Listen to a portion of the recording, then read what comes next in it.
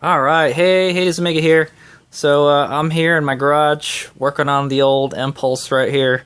I'm trying to add coolant to it because I think it's low on coolant. Anyway, so I wanted to shoot this video because I got pretty much all the body panels off, and we can kind of get a good look of the guts of the Empulse right here. So this is a 2016 Victory Empulse TT. This is the only year they made a.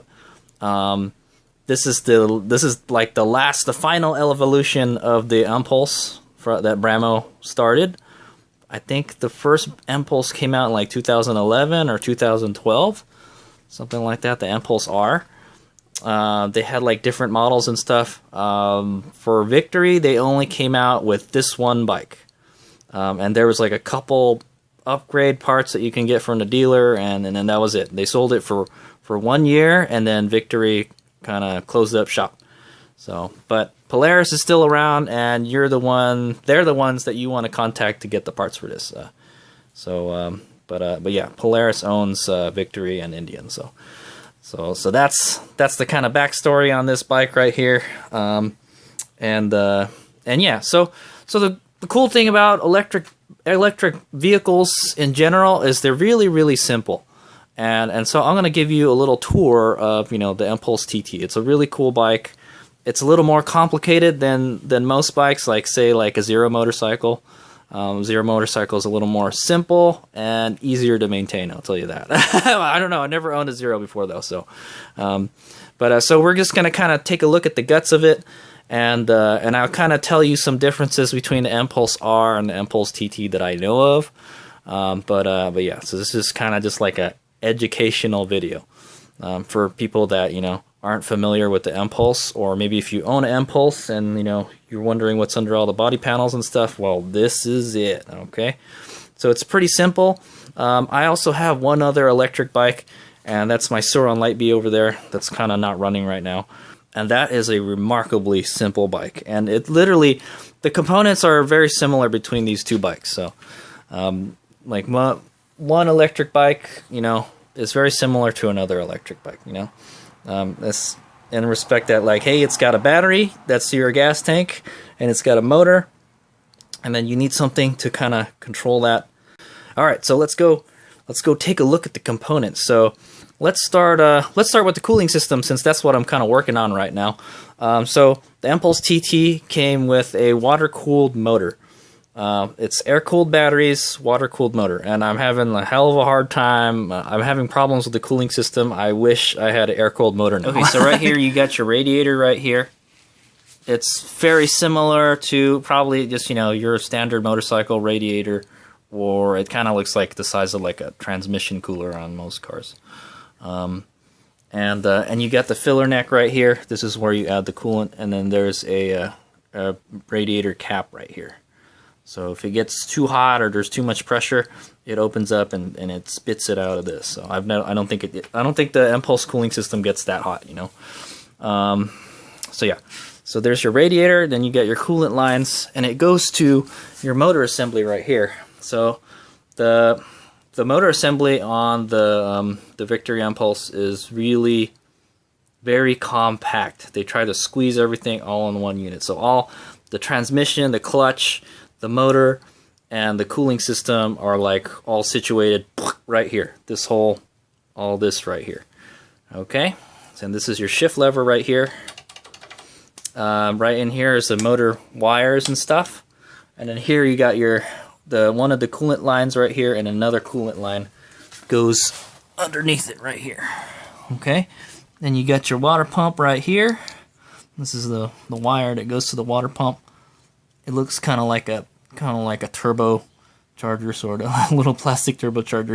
It's a water pump. It's kind of probably something that you would find like in a fish tank or something. Yeah. So there's the hose that goes out there. So in here is I call it a water cooling jacket, is what it is. So like it kind of covers the motor. The motor is inside here. Like you can't really see the motor, but it's inside here. And then the water circulates around this jacket, and it cools the motor, and then it comes out through there. Okay.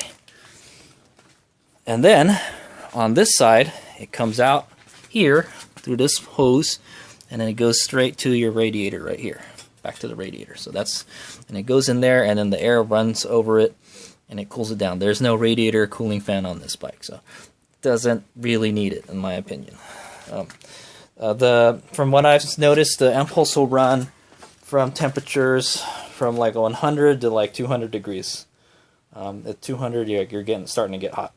I know the coolant, the motor temp will max out at 390 because I'm having problems with mine, and I'm definitely sure it's not running at 390. But yeah, I think at around 100 degrees Fahrenheit, it powers the water pump on. So that's how it regulates the cooling system. It just turns the coolant on and off when it gets hot. So I think at like 100 degrees Fahrenheit, it kicks the water pump on, and then it starts cooling. And then under that, it just turns off, you know. And then, okay. So here you have this is your master disconnect right here. So if you're going to work on anything high voltage, all these like orange wires and stuff here are high voltage. That's why they're orange. It's like danger, danger. You disconnect this before you work on anything that has high voltage wires going to it, and that pretty much kills the bike. It's kind of like on a Toyota Prius. I know there's like a master switch. Yeah, there's a master plug is what they call it, and like you flip it up and you pull it out, and it kills all the power. That's where the battery's coming from. Like it's a little safety disconnect. That's what it is. Okay. All right. So that's the cooling system. It's pretty simple. There's well, there is a water pump. It's an electric water pump. You can get a good look at it right here. So that's the water pump right there. Teeny tiny little thing. Okay. Here you got your clutch cover right here. Okay. I think in here is your clutch. All right. And then the motor goes right here, connects to the clutch. All right. And then what's next? Okay, so let's go get to the guts of the electrical components for this bike. So right here, let's go with this here first. This is your onboard charger. Some motorcycles, like the Soaron Lightbee, don't have an onboard charger, but this one does. So basically, you're carting around a charger for your bike everywhere you go. I think if you had like a racing bike or something, you wouldn't have this in here because you want to make your bike as light as possible. As you can see, it takes up pretty much the whole section underneath the seat. Okay, pretty big, and it's about a 3 kilowatt charger is what it is. There's a heat sink for it right under here. You can see it peeking out there, and there's a cooling fan somewhere there. If you've ever heard an Empulse charge before, it sounds like kind of like a server rack with the little teeny tiny little fan spinning at high RPM. Yeah, that's what it sounds like. It's pretty noisy. It'll generally, when it's cool, it doesn't make any noise, and then when it starts to warm up and get hot, those fans kick on. So here's some more info for the onboard charger for the Empulse. So here we got some information sticker here. So right there it says it's an EV charger. Where is it? Okay, so here it says EV charger, 110 volts, I think, and 3,000. I think that's 3,000 watts. AC input 100 to 250 volts, 45 to 66 hertz, 14 amps. DC output is 50 to 122 volts, and 25 amps max. Okay. It says software, I think that's a software number, 1.00 something something something, and it's designed by L-Tech. Okay, so this is an L-Tech charger. Okay, it's an L-Tech EV power charger. Okay, that's what it is. Pretty interesting stuff. All right. Okay, so that's your onboard charger, and it charges your batteries. So let's go take a look at the batteries. So here you got your upper. So here's the one thing I know difference between the Empulse R and the Empulse TT, the Bramo Empulse versus the Victory Empulse. The Bramo Empulse has 7 battery modules. This bike has 2 battery modules. This one has a bigger one on the top right here, and then there's a smaller one on the bottom right here. Okay, so they went from 7 battery modules to 2 battery modules. So if you ever look at an Empulse R, you've got like these different like they kind of look like small batteries is what they are, like kind of like motorcycle batteries. You'll have 1, 2, 3, 4, right? Where versus this, you've got one whole big battery here, and this is I think this is the biggest battery that they installed in all the Empulses. It's 10.5 kilowatt hours. Okay, so there you go. You got your smaller one here, and your bigger one right here. There's actually a Bramo Power sticker right here. There's another one right here, if I remember. Yep, right here. Okay, there's an actual sticker here. You know what's interesting about this? It looks very similar to military components. Pacemaker was in the Army, and a lot of the parts and stuff, they kind of look like this. Like they have a little tag with a bunch of serial numbers on it and stuff, and you got to inventory it. But we'll talk about this in a second. This is not stock. So here we got the Bramo sticker right here. There's a part number, serial number, date of manufacture, 2015. So this battery's from 2015 right here. The nominal voltage is 59.2 volts. According to this, the capacity is 100 amp hours on this guy right here. So I believe the Empulse TT is running 105 volts battery pack. So that's about 60 volts right there. So probably the bottom one is about 50 volts. Okay, yeah, it's a little bit smaller than the top one. So 50 and 60. What's that, like 110? Somewhere around that area. It's quite a bit of voltage compared to like that bike. Say that bike is running 60 voltage stock, and that one has a 72 volt battery in it. So this like has almost double the voltage of that bike. So it's pretty nuts. But it's also weighs a lot more. These batteries are massive. Look at them. I don't know how much they weigh, but probably not very light.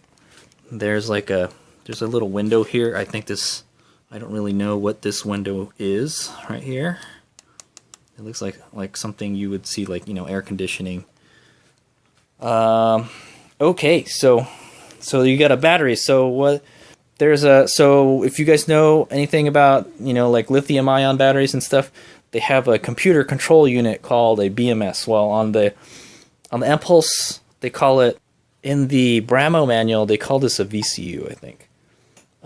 In the Victory manual, they call this a BMC. It's a battery management controller is what it is. So it's basically the BMS for the battery. So it's kind of like the brain on the battery. What it does is it monitors every battery module's voltages and stuff, and it balances it and all that.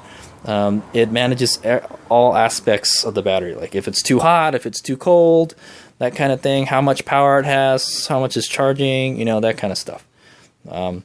That's what this guy is. So okay, so it's pretty much a BMS. Okay, that's what Victory calls it is a BMC, battery management controller, and I think Bramo calls it a VCU, vehicle control unit. So this down here is called a AIM. It's a auxiliary input module, and I think this is kind of like your ECU in a car. Basically, it's kind of like the ECU in a car. It takes all the signal from everything else, and like it's a central processing unit for like all the electrical components on the bike. It kind of like ties everything together, type of thing. Like the braking system, the battery system, the throttle, the charger, all that kind of stuff. I think that's what that does. It doesn't really say in the manual, but yeah, it's the one with the most wires on it. So yeah, that's where everything connects to. So right here you got a J plug or J1772 port. Okay, if you guys don't know, it's capable of level 1 and level 2 charging. The max is 3 kilowatt hours. Yeah, the max that this charger will do is 3 kilowatt hours. But you can charge it at level 1 also, and that's takes 10 hours to charge or something. There's also I think the Bramos don't have this, but the Victories do. It has a little 12 volt outlet right here. I forgot what they call these. I know BMWs use them and stuff. I'll put a subtitle below what it is. Right here you got your fuse box, so that's where all your fuses and relays are. Yeah. Okay, what's next? And then yeah, you got your display panel right here. That tells you your RPM and all that good stuff. And the controller. So yeah, there's what's the last part of the puzzle is the controller. So the controller is right down here. This is where they put it. So on this bike right here, the Suron Light B, the controller is right tucked up right behind the forks, like up there in the front. See that thing with the heatsink sticking out? That's the controller for that bike. So the controller for this bike is right under here. I forgot what brand the controller it was again. I will put a subtitle below. It's a pretty good one. Okay. Has to be able to handle 100 volts, right? So there it is. It's air cooled. It's got these heat sinks underneath it. All this stuff usually hiding underneath the bike, underneath the belly pan. So you wouldn't normally see this stuff. So this is the heat sink for it right here. The actual controller's right here, and then you would see some. It's kind of hard to see there. If you I guess if we took this cover off on the side here, you can probably see all the wires from the motor going in there. So the controller is what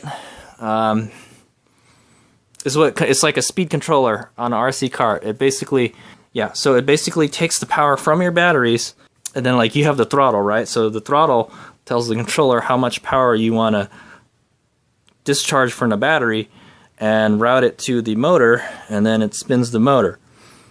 So that's how that works. Pretty simple, but not really. And then it also has a regenerative braking capability, so it can make the motor spin the other way and turn it into a generator. Yeah, it like reverses the poles or something. And that the controller handles that too. So it's pretty interesting stuff. What else? Well, that's pretty much it. Yeah, so that's pretty much it in a nutshell. Like what all the major components that are on the Empulse TT. And you know, most other electric bikes would have all the same stuff. This bike happens to have water cooling. Some electric bikes have oil cooling, like the Energicas. Some are, most of them are like air cooled, like the Zeros. I can tell you this: this bike the motor will not overheat on this bike if the cooling system is working properly. I've never gotten it to overheat, but I'd imagine if you somehow got the controller to eat up more power, it might get it to run hotter. So it looks like here we got some kind of temperature sensor here. So I think on the main gauge cluster, it does tell you your ambient temperature, and this is probably where it gets it from right here.